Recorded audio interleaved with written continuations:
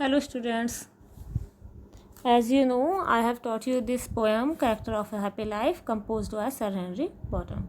So now I am going to explain you the stanzas of this poem. First stanza देखिए अपना, How happy is he born or taught. वो कितना खुश होता है जो पैदा होता है और जिसे सिखाया जाता है. That serves not another's will, कि वह दूसरे की विल होता है, इच्छाओं पर कार्य ना करे या सेवा ना करे. Whose armor, जिसका कवच है. His honest thought, और जिसके ईमानदारी पूर्वक विचार ही उसका कवच है. And simple truth his utmost skill, और उसकी जो साधारण सत्यता है वही उसका सर्वोत्तम, अटमोस्ट होता सर्वोत्तम स्किल हो गया, कौशल है. रेफरेंस देखिएगा.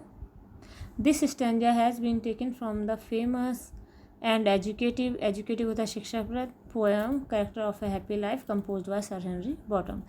यह स्टैंजा प्रसिद्ध और शिक्षाप्रद कविता character of a happy life से लिया गया है, जो कि सर हेनरी बॉटम द्वारा लिखी गई है. Context. The poet describe the character of a happy life. कवि जो है एक खुश व्यक्ति के चरित्र का वर्णन करते हैं. He point out some of the essential quality for a happy life. वह खुश जीवन बिताने के लिए कुछ विशेष गुणों की ओर इशारा करते हैं. ही एडवाइजेज, वह सलाह देते हैं. अस, हमको, to be independent and true if we want to be happy. वह हमको सलाह देते हैं कि हमें क्या होना चाहिए, आत्मनिर्भर होना चाहिए और सच्चा होना चाहिए यदि हम खुश रहना चाहते हैं. एक्सप्लेनेशन. इन दिस स्टैंजा, इस स्टैंजा में the poet points out the qualities of a happy man. इस स्टैंजा में कवि खुश व्यक्ति के गुणों की ओर इशारा करता है या बताता है. ही सेज दैट, वह कहता है कि हैप्पी मैन इज़ इंडिपेंडेंट, खुश व्यक्ति स्वतंत्र होता है. In his thinking and action, अपने विचारों में और अपने कर्मों में यानी कार्यों में. ही इज़ सेल्फ डिपेंडेंट, वह आत्मनिर्भर होता है.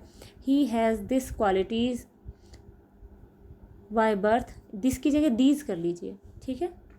वह यह गुण, और क्वालिटी की जगह क्या कर लीजिए, क्वालिटीज़ कर लीजिए.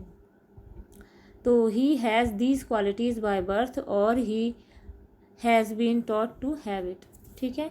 वह ये गुण जन्म से ही रखता है या उसे ये गुण लेने के लिए सिखाया जाता है. मतलब क्या, कोई अच्छा व्यक्ति उसे ये गुण लेने की बात करता है कि तुम्हारे अंदर ये गुण होने चाहिए.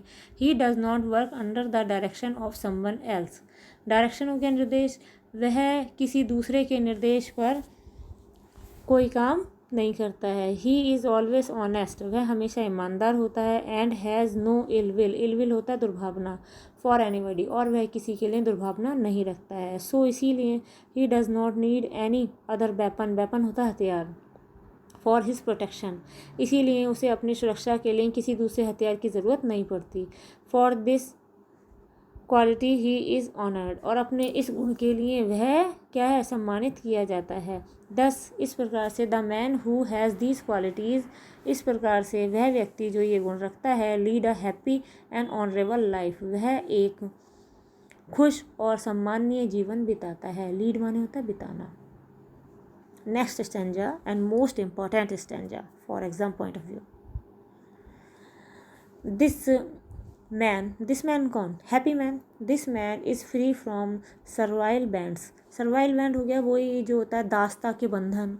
तो इस प्रकार यह व्यक्ति दास्ता के बंधनों से मुक्त होता है, यानी गुलामी के बंधनों से मुक्त होता है.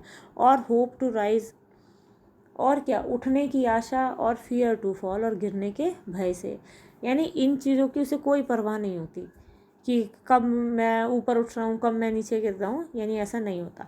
लॉर्ड ऑफ हिमसेल्फ, खुद का मालिक होता है. दो नॉट ऑफ लैंड, यद्यपि उसके पास लैंड क्या, यहाँ लैंड का मतलब भूमि से नहीं है, संपत्ति से, यद्यपि उसके पास संपत्ति नहीं होती. एंड हैविंग नथिंग, और कुछ भी ना रखते हुए भी ही हैथ ऑल, वो सब कुछ रखता है.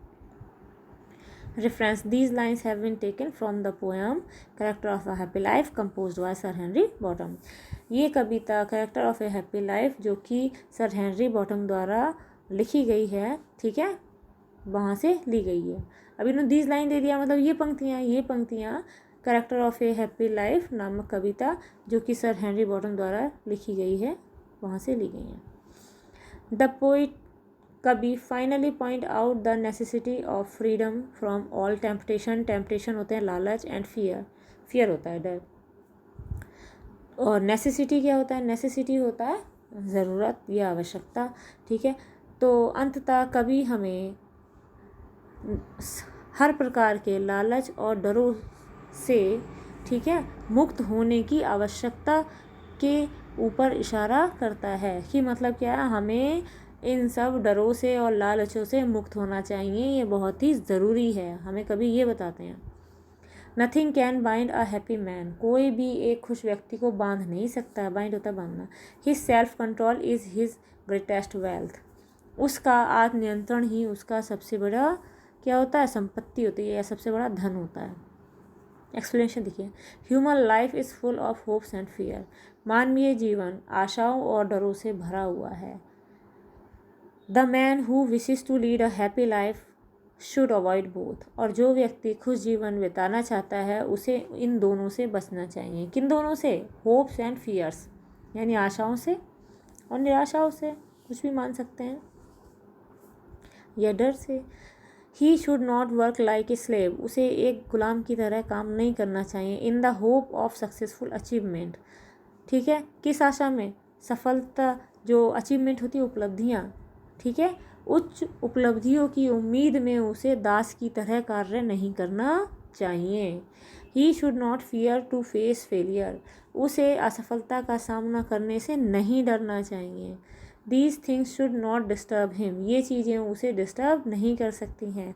ही should be master of himself, उसे खुद का मालिक होना चाहिए। Although he has no worldly positions, यद्यपि उसके पास सांसारिक पोजिशंस होती है, उपलब्धियाँ नहीं हैं।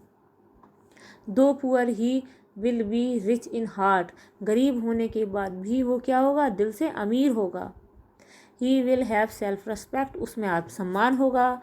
And his outlook will be independent, और उसका दृष्टिकोण, आउटलुक होता है दृष्टिकोण, भी इंडिपेंडेंट होगा, यानी स्वतंत्र होगा। अब कमेंट देख लीजिए। The poet has used oxymoron figure of speech, figure of speech मैं आपको बता चुकी हूँ, तो पोइट ने यहाँ पे oxymoron figure of speech use किया है। इन लास्ट लाइन, जो अंतिम लाइन है ऑफ द स्टैंजा की, यानी स्टैंजा की अंतिम लाइन में कवि ने ऑक्सीमोरन नामक फिगर ऑफ स्पीच यूज़ किया है। और अंतिम लाइन कौन सी है वो आपको कॉमा में लिख देनी है। And having nothing he hath all, कुछ भी ना रखते हुए उसके पास सब कुछ है। तो आप ये तैयार कर लीजिए।